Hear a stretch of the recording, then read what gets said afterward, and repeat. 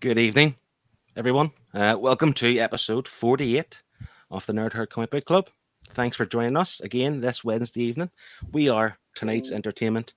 My name is Phil from Phil's Nerdyverse, and I am joined by my beautiful co-hosts, Scott from Scott Shelf Shumai, everyone. How you doing?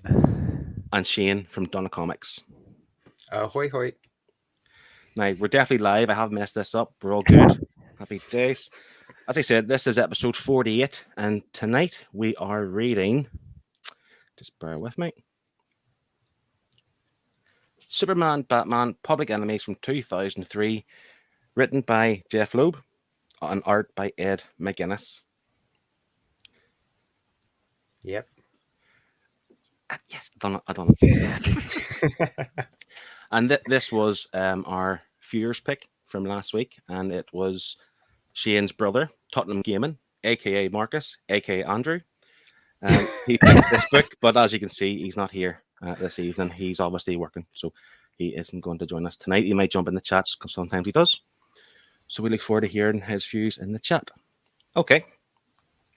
Just some more housekeeping exercises to get over the line. We are now Amazon affiliated. So in the link in the description below, you'll find a link for tonight's book. Feel free if you want to jump on that. Click that link, buy it, or even if you fancy buying a hairbrush or some hair gel or whatever, anything else, just click on that link and then browse Amazon. Anything we get from our affiliate links, we obviously keep hold of and put in my pocket, and I can go buy some myself my books. I'm joking, that's a lie. It goes straight back to you guys when it comes to prices and so on. Okay, let's just check my list here. What have I done? Tick that, tick that, tick that. Okay, right. So I think it's time we meet the herd tonight. And nice and early this evening is Comic Bound Gangsters. And we have Dominic from the Comic Book Report. Greetings all. Hey, Dom. And who is this? Hey, boys, see the Nerd Herd Comic Book Club. He's a freaking out. Someone's stolen our name. Yeah. And our logo. What the hell? What? And then we have Liam, Heidi Ho. And usually after Heidi Ho, Adam brings in the Hody High, which he hasn't done. So he says, Shane, bringing the fire in the background. I've always wanted that variant. He's not jealous at all. We'll hear a lot more about Shane's variants throughout the show, I'm sure. And Louis from Joblot Comics. Hello, lads. Just saying hello. Hope you're all well. We are. And the Northern Ireland Massive, Connie, is here tonight. How's it going? So that's the herd for tonight. Like I say, Shane, this was your brother's pick. He's not here, so I'm going to lumber you with the synopsis for tonight's book. What's this all about? That's totally fair. All right. Superman, Batman, Public Enemies is the first story in the new series that was a Superman Batman series back from 2003, and it's about President Lex Luthor, who obviously hates Superman and has found a new way to blame Superman for shit that's not his fault. There's a massive asteroid of kryptonite coming to Earth, and he's decided that it's Superman's fault, and he's just going to send everyone after him, superheroes and villains alike, to take them down. Superman and Batman have to team up and save the day. I mean, that's pretty much it. There's not really... It's not overly complicated, this story. So yeah, it's just Superman and Batman versus Lex Luthor. Excellent. Just one more bit of housekeeping, which I actually forgot to mention. It was our podcast network. We obviously here live on YouTube, as we are every Wednesday night. But if you so happen that you can't make it live, you can watch the rewind or check us on all good available podcast networks. Just search for the Nerd Herd Comic Book Club. But link should be in the description below as well. Okay, yep. So we'll start off and we will go to Scott. Scott, first thoughts. What a fantastically fun book. You know? Like, I just loved it from start to finish. It was basically, the art was so cartoony and great, and it looked like an animated TV show, or it had been taken out. I know this has been made into a film, but it looked like it was first adapted like from a TV show. You know what I mean? That's how great. I just loved the art, and the story was just fun. It's just a really cool story. You had like this best friend dynamic going on between Superman and Batman, and probably one of my favorite things that carried on throughout the whole story was the narration between them both. Yeah. And how sometimes they would really contrast each other, or they would, talk about each other in the same situation and how they would deal with it. It was really cool. And it just shows how well they know each other. And at the end of the day, they're just best mates. Yeah, that's it. They're on the same wavelength. It's a good buddy cop 80s style movie almost, isn't it? Like, and just one thing you mentioned, they're actually written this down. So they were fighting towards the end, and Batman wanted to go with Plan B, and in the midst of the fight, Batman's thinking, we could go with Plan B right about now, and Clark straight away is thinking, I bet Bruce is thinking, when's Plan B coming? So they're on the same wavelength. I thought it was great. Yeah, Absolutely. Yeah, it was like this is about the time where Batman would go, let's do Plan B now. So yeah, that was great. I'm going to jump with some comments before I lose myself. Okay. Adam is making himself excuses why he didn't do the hoodie high. I can't allow myself to become predictable. And Dominic, I finally a book I've read, going to be a good one. It really was. Again, I'm not going to go through this, but Liam and Adam are having a bit of a bromance going on here in the comments, and they'll always have Paris. And Tottenham Gaming is adding, what if Batman Superman teamed up to beat everyone up? And again, a bit of it was refreshing to read something starring two characters I've never heard of. I hadn't heard of them either. Who are these guys? Yeah. And join us tonight, Glenn 2K12. Hello everyone. I've been speaking to Glenn today. I'm very jealous of his collection, so check out him on Instagram. And Adam's just kind of referring to what we were talking about. He loves some of the clever parallels and contrasts it made. I think parallels is a spot on word there.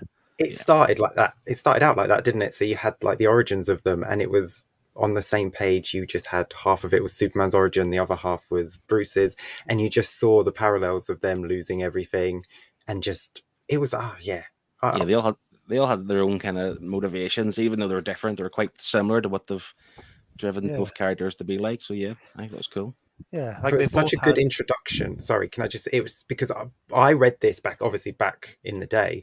I hadn't been reading Batman or Superman individually, so to have this as my first sort of major introduction into the characters was fantastic, because I didn't really need to read the 60-year history before to know who they were and to know their relationship. So I think they did a really good job of that. You can just pick this up and enjoy it. Yeah, like one thing that's always a negative when it comes to Batman movies, especially and books, is the constant rehash of his origin story. And obviously they did do this in this book, but it wasn't like, a complete like repetitiveness of like, his parents obviously died, we know this, but it just kind of glanced over it. So his parents have died, Krypton's been destroyed, and I've been sent to Earth. So it's not like it's getting you too much, because we all know it, and we don't want to see it all again. And even though this is 2003, I'd imagine by then everyone was sick and tired of getting all the details of the origin at the start. Yeah, 100%. You don't need to see it in every Batman book, do you? You know it. It's like Spider-Man's origin. You don't need to see Uncle Ben telling him great powers, and just with great power comes great responsibility. Yes, absolutely. So what did we think of the art then overall? What were your thoughts on it? So good. Hey, it was just great. Like I've never seen anything done by Ed McGuinness, and I was pleased. It was just really fun. It was the only way I can describe it. It wasn't like, yes, it was wonderful and beautiful and clean or whatever, but it was just fun, like really colorful. Nothing was like dull or muted. Everything was just like a really good, bright color. I just can't complain. It was just great. No, I love it so much. I mean, I went out and got all the figures from the line, like, so I have the massive, chunky Ed McGuinness figures, because I love it. He's up there for me in my favorite artist list. I absolutely love it. Michael Turner also did he do some covers for this, Shane? Yeah, I believe issues 9 onwards, I think he reintroduced Kara Zor-El. Just another comment from Dominic. Maybe an unpopular opinion, I am not overly fond of the cartoony quality of the art, and I'll be honest, I'm a bit iffy on the art myself. There are times it looks fantastic, but it does look too cartoony at times. Not throughout the whole book. Don't at me, Shane. Don't at me. Just at sometimes I'm thinking like the anatomy of Superman is a bit too unrealistic. Obviously, he's a muscular fella. Yeah. He looks like me a wee bit, but it's just he's just too big, too robust, and just it does look a bit silly. But it's still very good. But just there's times I just didn't really like that aspect. I think Scott nailed it. Like he said, it feels like it's an adaptation. So it does feel like the Batman series, the animated series where they've got the big chests and the small waists. And so I think I think growing up with that, I'm more okay with the art. I mean, I love big muscular men in my comic books, just muscles on muscles on muscles. I'm okay with that. Yes. You mentioned the colors there as well. We should kind of give a shout to Dave Stewart. He's a pretty big name in comic books for colors. He is the colorist on this book as well, and obviously it is a very vibrant book, isn't it? Yeah, 100%. It's lush. Even Batman, even the darkness of Batman and the Batcave, like it's still well lit for you. You can see everything. The shadows are great. The colors, yeah, he did a fantastic job. I have zero complaints with the art. I could not find a single nitpick with the art. I love it. I can, and you put it on your Instagram today. Why did the Batgirl suit have a wig on in the Batcave? Yeah. I So don't know. Let's explain it for people who haven't read it yet. Okay, so in the Batcave, when the two Supermen are having a fight, they knock over the Robin costume and bump into Barbara Gordon's Batgirl costume, because at this time she's not Batgirl, Cassandra Cain is. And her Batgirl costume has a red wig attached to it, which is weird because that hair is her own hair that comes out of the cow. She doesn't wear a wig, so I don't know why there's a wig. It's Batwoman that wears a wig, but Batwoman won't be created for like another 5 years. So, like, I didn't think anything of it until you put the Instagram photo up, and now it's all I've thought about for the last 5 hours. I'm just like, what's he doing with that suit? Why does he need it to look even more like a girl? But the thing is, if they didn't have that wig attached to the suit, would you think it's Batgirl though? Because I don't think I would. Because it's not the standard Batgirl outfit, is it? It's all black with the yellow. It's not the kind of purpley kind of colors or something. Yeah. Oh yeah, the gray. Yeah. Yeah, it's not the grey and blue. It's the black and yellow. But I mean, well, I would personally identify it as Batgirl, but I could see why someone might identify it as anorexic Batman. I mean, the waist is like this. Anorexic Batman, goodness. But yeah, and even to be fair, at the scene where the Bat family come in, I thought all their costume designs were different from what I know them off, if you know what I mean. So it's just like it didn't throw me off or anything, but I just didn't really like their designs of their costumes. Who's in particular? I don't know what Robin it was. I don't know if it was Tim Drake or whatever. Yeah. It was okay, Tim Drake. So I thought his suit looked slightly different to what I would be used to anyway. I suppose it depends when you jumped in, because this is back in 2003, so Superboy hadn't died, so he wasn't wearing a red costume. Oh, yeah. And fair enough. Just before it lost in some comments here again, sorry folks. Shattered Glass Comic Reviews. Oh, this guy. See Comic Airways for context. So yeah, Comic Bound. I love the art. Ed McGuinness studying. Somebody say that? Chunk mode. Chunk mode. What is chunk mode? I'm assuming it means chunk, like, chunk mode. Like, what's the other word for beefy? Whatever. Liam, he really enjoyed the art, but growing up with the Batman animated series, I think that's why. It wasn't too. It was obviously, it did remind you of the animated series, but it wasn't too close to the animated series at all, was it? No, it's just because of the big chests, isn't it? And it's just that overly exaggerated male body type. Like this art. That no comment. So the comic book report, like this art for me, works for Shazam, Captain Marvel, where the character sort of intrinsically. That's the one. Young. It's a great style, but not how I love seeing Batman and Superman. And that, to be fair, that would be true, because Batman's he's a hardened character, But maybe this does make him look too. I don't want to say soft, but like less dark. Yeah. Maybe. Yeah. But the good thing is with this run, I mean, every artist has their own story. So as soon as this is over, it's a new artist team. So it's a completely different look for the characters, each story. So you get to enjoy a variety of artists and writers throughout the entire run. That sounds quite good, actually. Like to be able to go right. Okay. Oh, I wonder how they're going to look in the next lot, and then maybe you might not enjoy it, but you might like it, and who knows? But I think personally, I would look forward to that. Like not every issue, but if I knew it was every little run. Yeah, every volume, pretty much. Yeah. Sounds good. Just on the wig gate, Hashtag Wiggate is offering an explanation. It was her decoy hair for those hair pulling fill-ins. That makes no sense. Liam, once again, I've been able to tell it was Batgirl without the wig, but honestly, I think it's to give that cartoony vibe you were talking about earlier. Just a throwaway gag, I suppose it could have been, because we all know it's not. It's not. Batgirl has her own hair. Little Easter egg somehow. Who knows? Maybe. So, shall we move on to our pages, our picks? Shall we? Let's go ahead. Yes. So, Tottenham Gibbon, aka Andrew.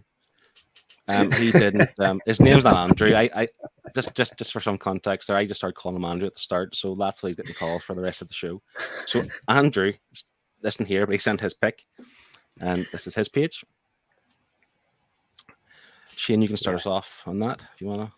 Yes. Well, he sent this over because he obviously loves Batman beating people up, but also he loves the fact that it's equal rights. I mean, you've got Batman hitting Katana and Superman hitting Power Girl, so everyone's everyone's represented on the screen. But it's fantastic. It was a great double-page fight scene. Yeah. Just how you see like the pair of them, how they take out the ones they can take out, knowing the other one will have the other people, with the power levels. So Batman is obviously not going against Captain Atom because he knows he doesn't have the chance, so he's taking all the street levels, while Superman takes all the flight characters and all the super strong ones. It just shows what great teamwork they've got. Yeah. Shane, with your huge DC knowledge, like, do you know all these people? Yes. Like the red and the gold guy, what's his name again? Sorry. Major Force. Yes, Major Force. And is he a major force within DC before this? Not really. Is he now? Because he's like a second-rate Captain Atom, isn't he? Yeah. And even knowing that we know how this book ends, and Katana is obviously getting beat up by Batman, he's obviously holding back slightly because she obviously became Team Soup's Bats. Yeah, she's an outsider, isn't she? Well, they're all good guys. I mean, they're only doing it because Lex sent them, and for some reason they're listening. I mean, I know he's the president, but they know Superman and Batman aren't bad, don't they? This is the thing I wanted to ask you, actually. So, Lex Luthor being the president, I take it, is this like an Elseworld, like a what if story, or no? So he became president in continuity. Wow. Was it like a spin-off from like something for the Flash done? Did he run 1,000 miles and create 10 different worlds, and Lex Luthor was one? No, okay. Lex just wormed his way into the White House. Nice. Wow. Because at that point, I was slightly confused because I know he's been president in some of the animated movies I've watched, but I just assumed it was Elseworld. Yeah, no, they made a big deal out of it. Like President Luthor was its own comic, and like it's like congratulations, and all the superheroes are like, whoops, what do we do now? Because like obviously we're the good guys, we have to do what the good guys want us to do, and the leader of the good guys in America is the president. So what do we do here? So it's interesting. So we'll move on to Scott's page, if that's okay with you, Scott. Yes, of course. Take it away. This is the very first page in the book, and I thought it was absolutely brilliant. I mean, like Adam said earlier, the parallels in this, like, they're both going through terrible things at this moment, but I just love how it's like, all like golden and very colorful to like dark and, still happy, but, nighttime and dark, and then space, and then mugging, and I thought it was just really cool. Like seeing that page for me, and like knowing that the art was going to be like this for the rest of the book, like even just by seeing his hands, I was like, I'm in. Like, I know this. I know this is going to be great looking for the whole thing, and I am ready to enjoy it. And yeah, so like, there was another page that I liked, but I wanted to pick this one just because of how much it stood out for me and how much it kind of set me up for to read the whole thing. I hadn't really thought about great. that. Like you'd mentioned the kind of the contrast between like the cosmic element with Krypton and Superman, and obviously ground level with Gotham, and the fact that they are from two completely different backgrounds, but again similar motivations. And this obviously does a good job of highlighting that. Yeah. You know, it's exactly the same, isn't it? Like their whole worlds ended in that split second. Yeah, and I love the kind of narration things in each panel there, and they kind of sound exactly the same, don't they, in the way that they're being said. Yeah. And how heartbreaking is that little baby's hand holding his dad's finger? I know, it's adorable. But yeah, that's my page. Cool. I just want to go back to Andrew's page because he did comment on it and I missed it. Sorry, Andrew. Because I chose this because the hammer of justice is unisex. It's because Batman's kicking Katana and Superman's punching Power Girl. Yes. And Power Girl was a very robust character, I thought, throughout the book, wasn't she? She was very good. Yes. Did she have any lines? I wasn't paying attention to what she was saying. She played an important role. She was a distraction for some people, so that was good. Yeah, the reader. There you are, Scott. If you like this art so much, Glenn is saying the oversized art in the Omni looks really nice. So as we know with Omnis and oversized hardcovers, they blow up that art and it always looks fantastic. I bet. Hidden Gem Comics. Hey dudes. Hey. And Dominic is referring to Kingpin being mayor, obviously mayor of New York, and then obviously Luthor being president of the US or similar. But it's just, I don't know, it just seems really far-fetched with DC for some reason. I don't know why that is. But I can understand Kingpin being mayor, but because mayors of New York usually are criminals. Okay. Before we move on to the other pages, we'll get some comments before I get lost. Near the end, when Superman was talking about how democracy was still worth protecting, even when someone bad gets footed in. Lex Luthor, hashtag not my president. God, we're going to get political. And Liam's just referring to Power Girl. She had great assets. She really, really did to them. She was integral, you know? She was really important. Yeah. So I will move on to Shane's pick first, right before mine. Sorry. Go ahead, Shane. Oh, yes. Okay, so what's not to love? I think the reason I picked this most of all is Superman holding the 66 Batmobile. Just seeing, like, because there were so many little, like, hidden gems in the Batcave, but the 66 Batmobile is fantastic. It's such a nice little nod. And Batman's about to get crushed. Who doesn't want to see Batman get crushed by a car? Well, we didn't, so... No, we didn't, but almost did. So yeah, I thought Superman picks up a shotgun. I thought this whole kind of fight scene was pretty cool, to be honest with you. This is where Superman from the future has come back to warn. I don't know if he's came back to warn the two or else to kind of eliminate the two. I thought it was to eliminate, but Batman saw it as a warning. But I thought this kind of fight scene between the three, because Batman was kind of helpless, wasn't he? Didn't really do a lot. Just kind of almost get crushed. Yeah, but he couldn't, because this Superman was obviously Superman in the future, and he knew where he kept his kryptonite ring, and he knew everything about Batman, and so he managed to stop him at every, bit that he tried to stop Superman. Yeah. One thing I love about this page as well, Shane, is that the last kind of panel when he's pointing the shotgun. So it's like the silhouette of Batman holding the car, just like a kind of homage to the Action Comics cover. 100%. Yeah. That's pretty 100%. Cool. That should have been the variant cover for this issue, shouldn't it? Yes. This Superman with the car about to hit Batman with it. That would have just been a great cover. Would have been so cool. Yeah. And then leading on, directly following that is my pick, because I picked this, which was the next page. And again, the Superman from the future is holding the Batmobile. And obviously Superman now is sitting there with a shotgun all cocked up, ready to go. And I just love the way, like, he even has to aim.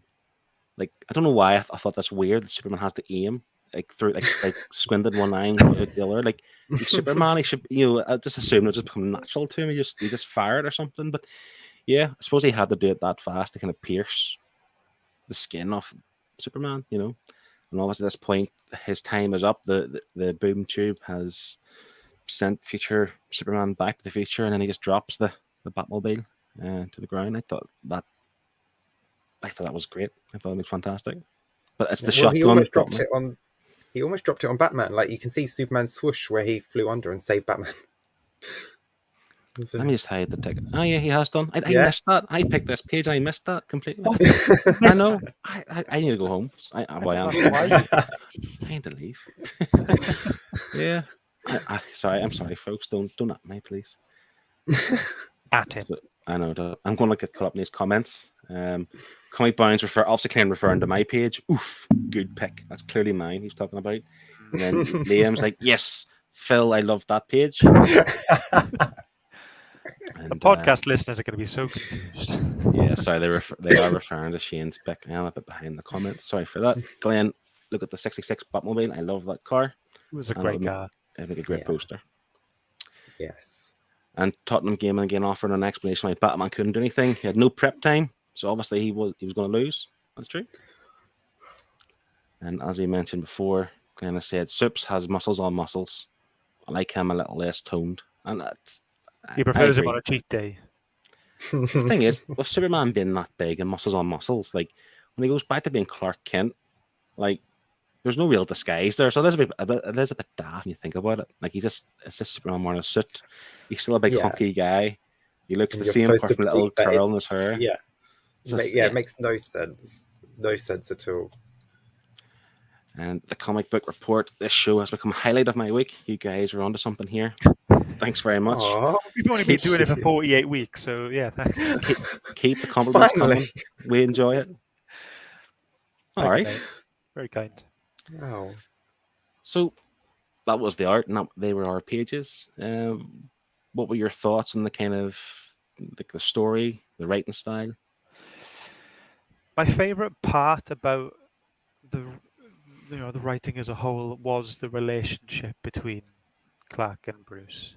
It was, like I said before, they were just best mates, and they've worked together so much and for so long, and they know each other's stories and lives and weaknesses and strengths and kind of how they strategize in certain situations and stuff. And I've never read a Batman Superman crossover, or I haven't read much where they really interact with each other. So for this book to show me really well how deep their relationship is and how well they know each other, I think it did a fantastic job. And it didn't feel forced either. It was just it just felt seamless and natural. And yeah, that was the bit I loved in this whole story.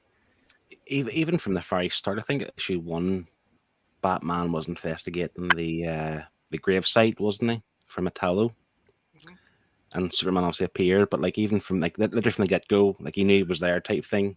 Yeah. And they both knew what they're up to and whatever else. And yeah, like it definitely.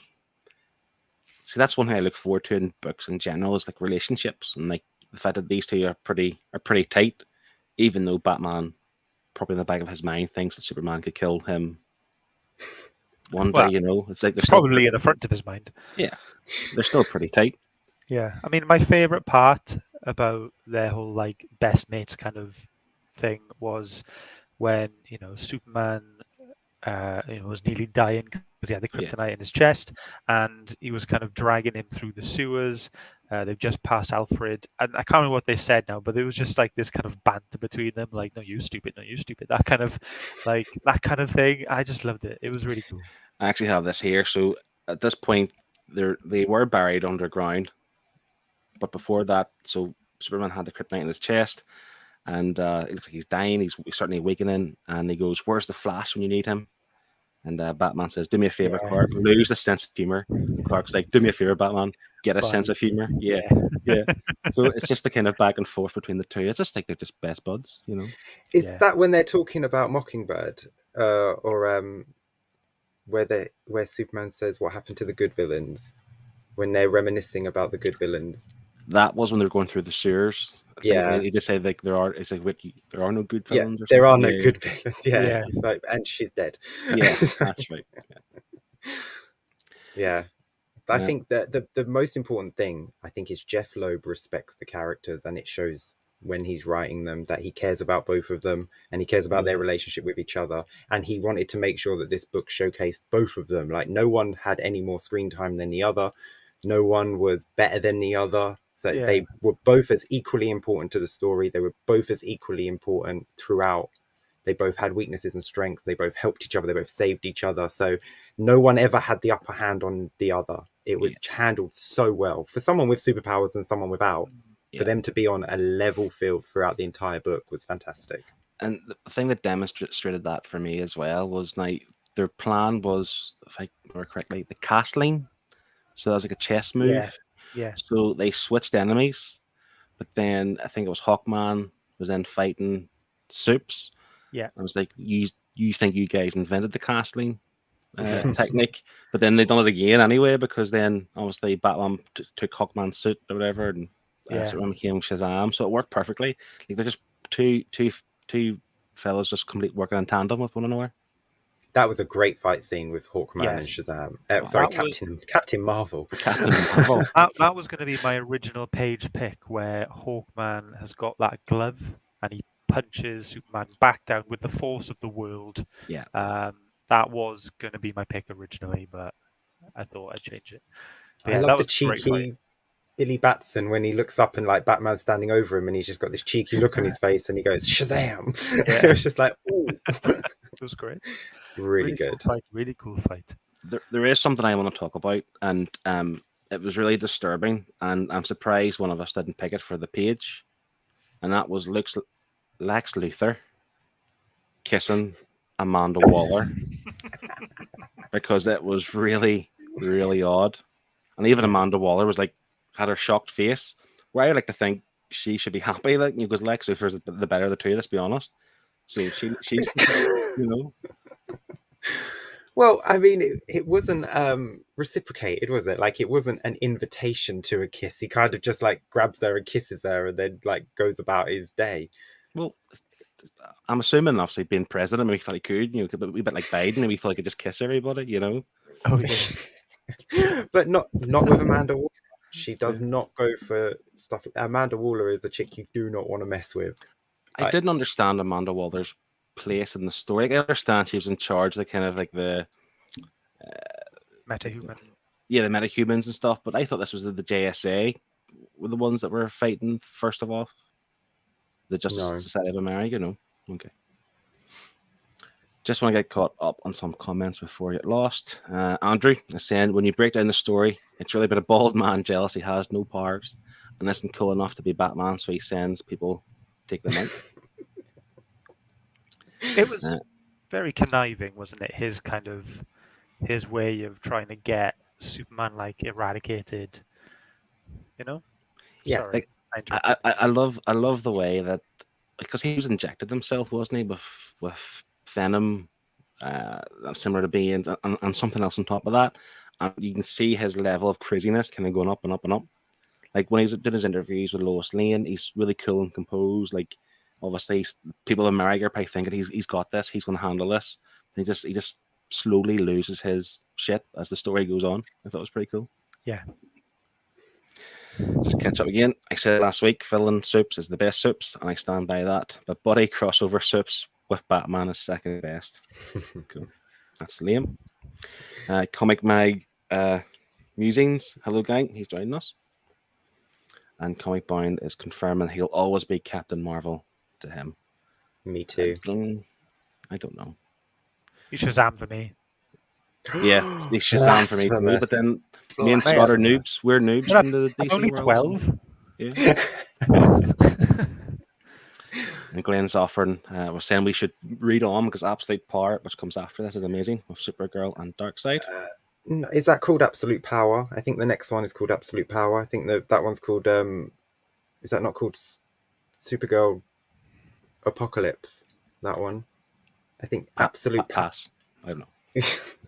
Yeah, I think Absolute Power is the following story with the retelling of.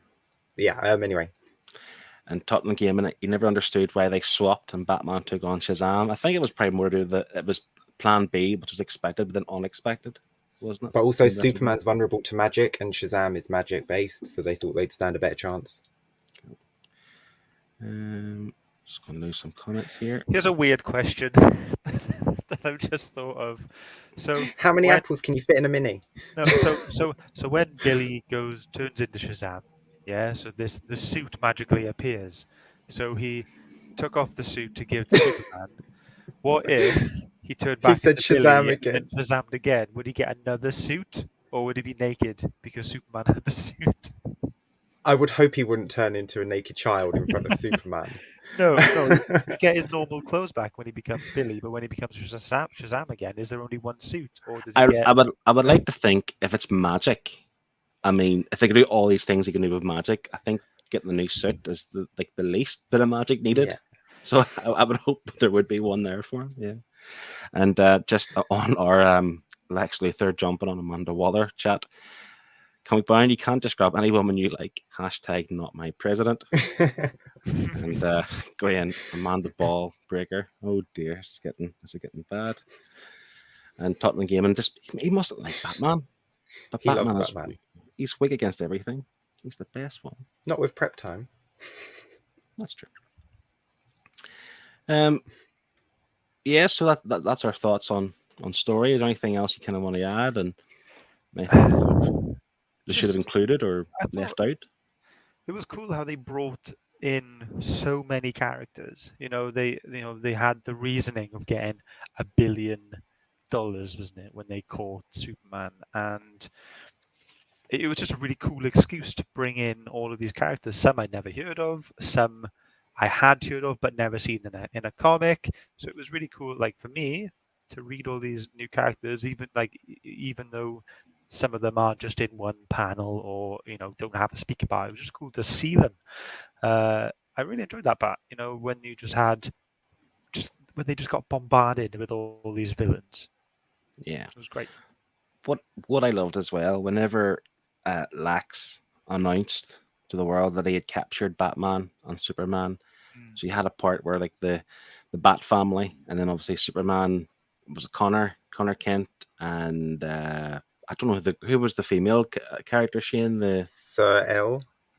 Right, she was a fake Supergirl. It was a whole thing.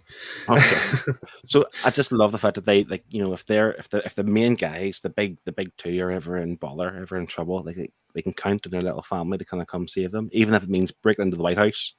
Yeah. But I have a problem with that saying. I doubt very much they were being held in the White House if they were captured. It's like they broke into the White House. Surely there's somewhere off site they're going to be keeping these. I don't know. Well, I mean, it's Lex. Lex is a cocky sod, isn't he? He would probably keep them in the Oval Office so everyone could see. He did say like there's Oval Office, didn't he? Yeah. Okay, so one other thing I wanted to ask you guys about. What did you think of the Superman, Batman rocket ship? Oh, why haven't we talked about this yet? What the hell? We are now. It's written down. It's scheduled. It's scheduled right now. Toyman 2 did a great job on that. That was awesome. The composite was great. And that spaceship was awesome. I didn't expect it. Like in the panels before that, you just see a big red, metal thing, and it's like, oh, okay, it's just a big red, nuke type of rocket ship or whatever. And then you kind of get to the next page and you turn it, you're like, what? That was how I reacted. What? And then,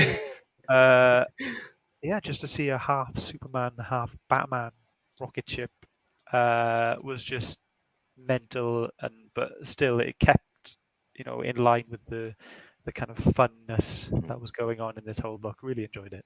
That's what I was going to say. I know it was. It's a bit naff to have it half and half. Like it doesn't need to be anything. It just needs to be a plain silver rocket ship. But the fact But that they have Toyman's made a it fan happen of now. both of them, isn't he? So like he designed it for them. I'm just a bit gutted that it was only to destroy the asteroid and it wasn't to fight like a giant monster like Power Ranger style. Kaiju or something. Yeah. But if you do like the composite robot, you can find it again in a 4-part miniseries called World's Finest. Ooh. Is there a figure of it? Can you buy that? You can buy the composite Superman Batman figure. I don't think you can buy the robot figure. Oh, Yeah, cool. it is. It's awesome, isn't it? The thing I liked about it too, so Toyman was funny for a short kind of stint in the book, but also like a real arrogant, you know. Oh yeah, he's a teenager, Yeah, weren't that's he? what I Just mean. probably- But the fact that I just drafted this up in the little time I had, you know, just made this big rocket ship. Oh, You know? this old thing. Yeah. Yeah.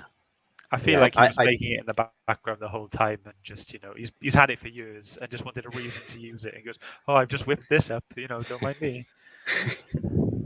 Is Toyman would he be used at all in other DC books? Because I feel like he's underused. Like he could be a member of the Bat family, creating gadgets for him. Like Q. Well, he's for the James second Bond. Toyman. The first Toyman was a villain. This is the Oh. second Toyman. Cool. Are they related? Yes. I don't believe so. No, Oh, I thought didn't it say No. dad or something? Or was no. that The just- original Toyman. I thought this Toyman was Japanese. Was he not? This young lad. Yeah. I believe, and the original guy is like a big chunky ginger from Metropolis. Fair enough. I mean, it might be his dad. But yes.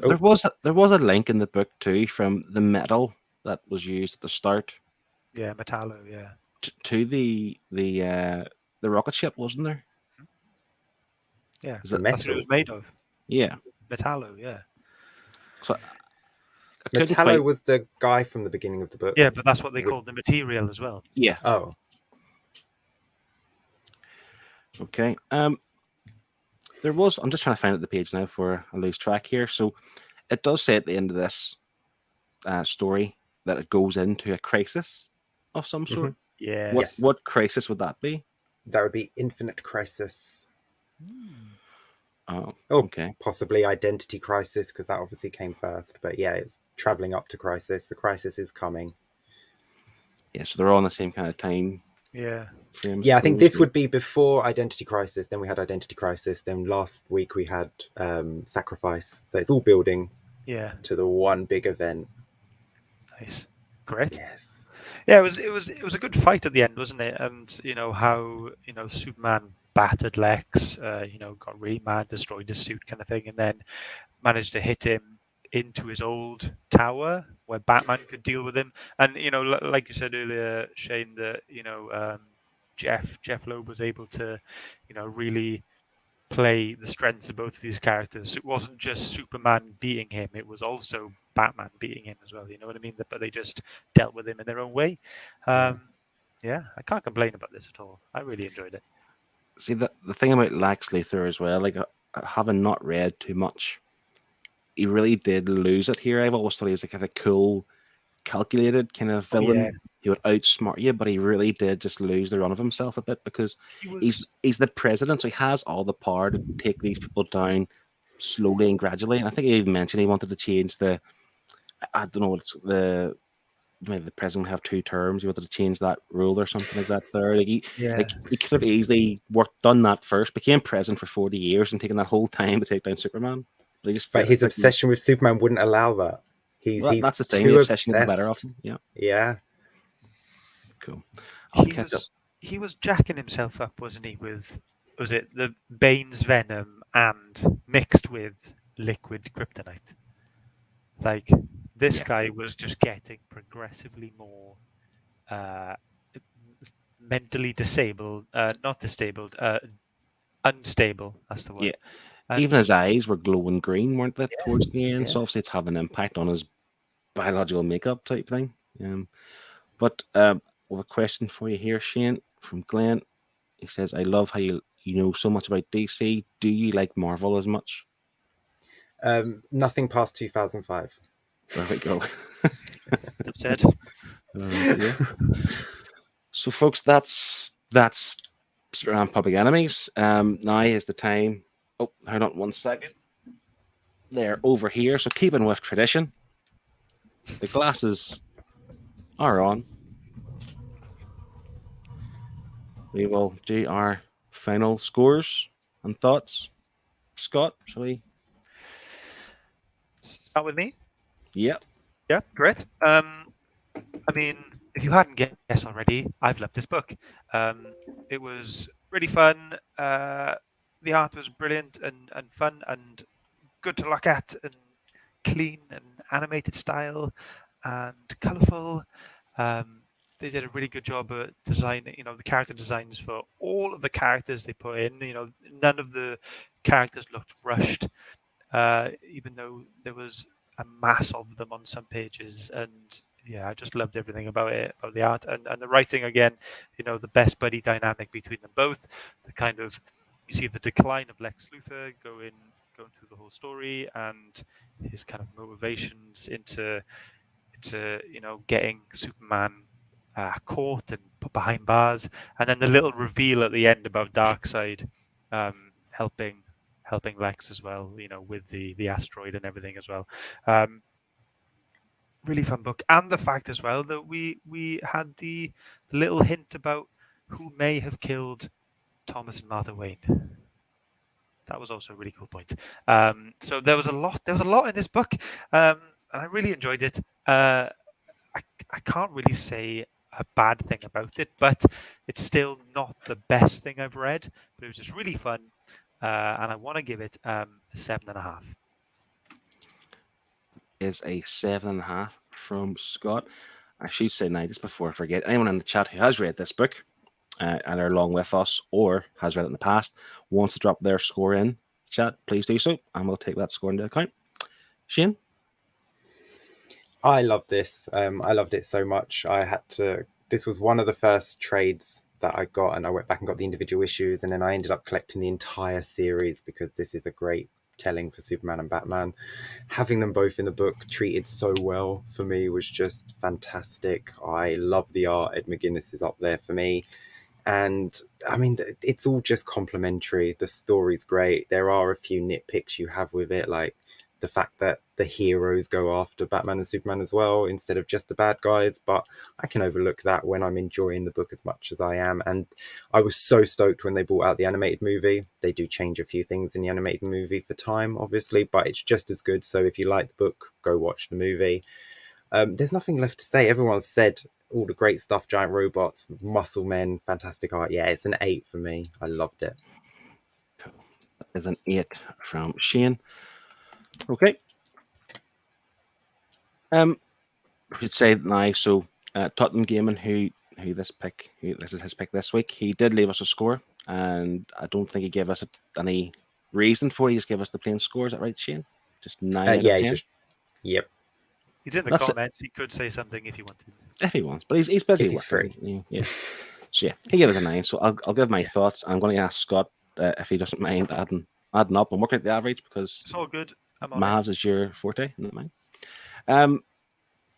My stance is that at times throughout the book, I didn't like the art, but I get it. I enjoyed it at other times. I just thought sometimes, like Muscles on Muscles is good, but I don't, sometimes a bit too outrageous. And some of the shapes and the anatomy of Superman and some of the faces as well were a bit too quirky for my liking. I don't know why. It just didn't gel with me.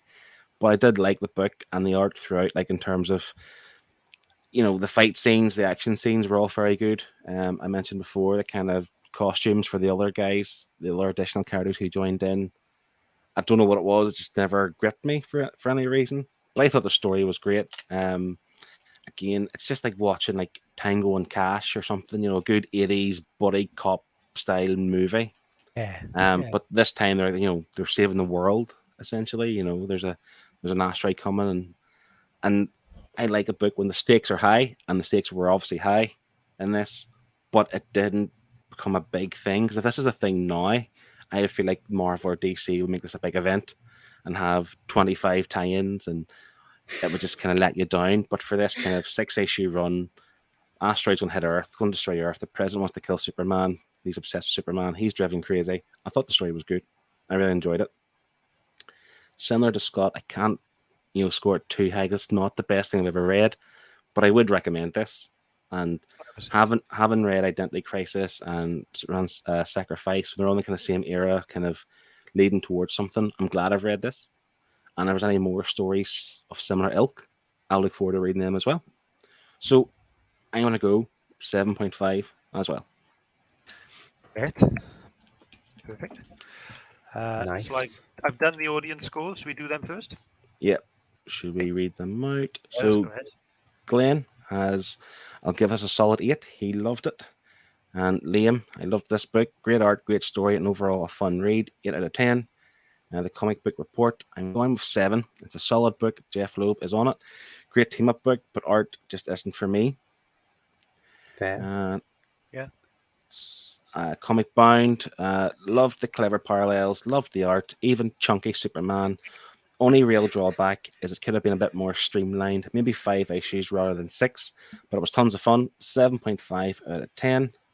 I think that's all. Is that right, Yes. Scott? Yep. And that gives us an audience score of 7.6. 7.6. Yes. Nice. And then with our scores all together, so Phil, you had a 7.5, Shane had an 8, I had a 7.5, and Marcus, the viewer who chose this book, gave it a 9, which gives us an average of 8 out of 10. 8 out of 10. Yes. Okay. So we will now look at the important leaderboard to see if it beats Maximum Carnage. Let's go. Wow. Joint Join Wow. 8. Yeah. Join 8 with Gods and Mortals, Saga Volume 1, Deadly Class Volume 1, and The City of Owls. What do we think about that? Because I feel like, I don't know, like obviously this was good, but is it held as high as like Saga and The City of Owls? Like, For me, enjoyment wise, yes. Because I score on what I enjoy reading rather than just how good something is. It can be really good, but you might not enjoy it, like the first volume of something. I don't think it's on par with those other books, but it's still. It's definitely 7. It's definitely between 7.5 and 8, but I don't think it's on par with Gods and Mortals and Deadly Class Volume 1 and City of Owls, and they're like really good reads. But like this was a fun read. Do you know what I mean? I suppose, I obviously brought this up. I suppose thinking about it, that is the beauty of the Nerd Herd, the fact that we all have different opinions, and we're taking off each score. So this is a true reflection of how we see the books. So yeah, again, it's no Maximum Carnage, but sure, we can't win every time.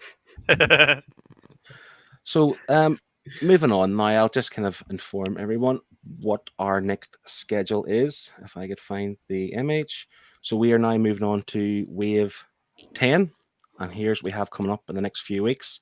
So starting next week, we have Saga Volume 2 from 2013. Followed by the Daredevil, Devil at Bay from 2014. And then Middle West Volume 1 from 2019. And then obviously you can see something top secret for our year show, our 52nd episode. 52nd episode. Can you believe it? Super secret. By the way, those first 3 episodes are now on YouTube for you guys to go and see, set the reminders, go and buy the book if you want as well. It's all there for you to click on now. Yeah. I'll just catch up on a few comments before we move on with what we've got coming up in our individual channels. Connie here has mentioned Deadly Class. We all loved it, and she's now reading through it now. It's rated so high. It really is. We all loved it. Mikey, MJ Comics, is saying evening all. How's it going? And Dominic's looking forward to Daredevil, Devil at Bay. Someone's excited. Yes. And then Comic Bound, trusted to be Saga on the week where I can't make it. Oh, man. Just cancel your plans. Just if you watch this on your phone, just even if you're at a wedding or something or church, whatever, just watch us on your phone. Who's at church at 9:30 on a Wednesday? Maybe Sid, so there are devils in the church at 9:30 on the Wednesday. That's the thing. Yeah. Okay, folks, that's what our schedule for the next few weeks. I'll just run through these guys. Scott, have you got anything come up on your channel? Nothing. Oh, I guess I do. I've got the auction. The auction is on this Sunday. We are going to be supporting the Autistic National Society or National Autistic Society. Yes. And so yes, that's what we're going to be doing this weekend, Sunday, 5th of September at 7 p.m. We've got loads of cool books. Someone has sent in more stuff again, so we've got loads of stuff coming in.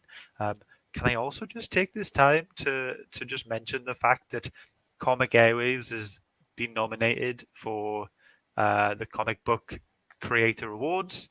Me and Phil are so absolutely pleased, along with producer Liam, who's in the chat here. And for anyone who hasn't, please go ahead and watch Comic Airwaves. We've been nominated for Most Entertaining Channel and the Best Collaborative Project. So if you have seen it and do like us and want to vote, then just go over to cbcawards.org. Can you add the link in the description below? Or is that too... Yeah. We can do that, yep. I was going to say, I wasn't that organised to put that link on. I was going to say, follow us on Instagram and all the information will be there. I typed it in wrong. Oh, dear. Don't click that address. Just don't click that one. Who knows what's going to happen to the second word. There we go. That's the one. Okay, I just want to kind of... there's nothing on my channel at all. Zero. Because I don't make videos anymore. I just do this. And I enjoy it. Shane, do you have anything? If you head over to my channel, you can watch the quiz, Dawn of Comics Quiz Night 11, and there's still a live viewer competition. So if you watch the quiz, there's a viewer question that pops up, and you can answer that and win a prize, as always. So yes. Excellent. Okay, so what we usually do this point in the show before we end is do some shout outs, and there is one that I would like to shout out because he is currently sitting on 985 subscribers on YouTube, and that is Perfect Edition Comics. I've met him. Yeah, I've met him in a live stream before. He's a good chap. He likes his manga and his anime stuff as well. So hit him up and sub to him and check out his stuff because I think I like him. I like him. That's also the thing. If you like what we do, you'll probably like what these people do. And Perfect Edition Comics is one to check out. I can feel like I can relax now. Have I missed anything? Because the last time I hosted, I missed a ton of stuff. Have you checked everything off of your list? Have a look. Check. Yeah, we're all good. We are all good. So, folks, that has been Superman, Batman, Public Enemies, Volume 1. That was marvelous. So, everyone, thanks for joining us. Next week's Saga Volume 2. Next week's Saga. And I've seen a few comments there. They've jumped up. I'm not going to try and find them. But if it's on your list, bump it to the top and join in next week. Okay? Thanks very much. There's just one last thing to do, but I can't remember.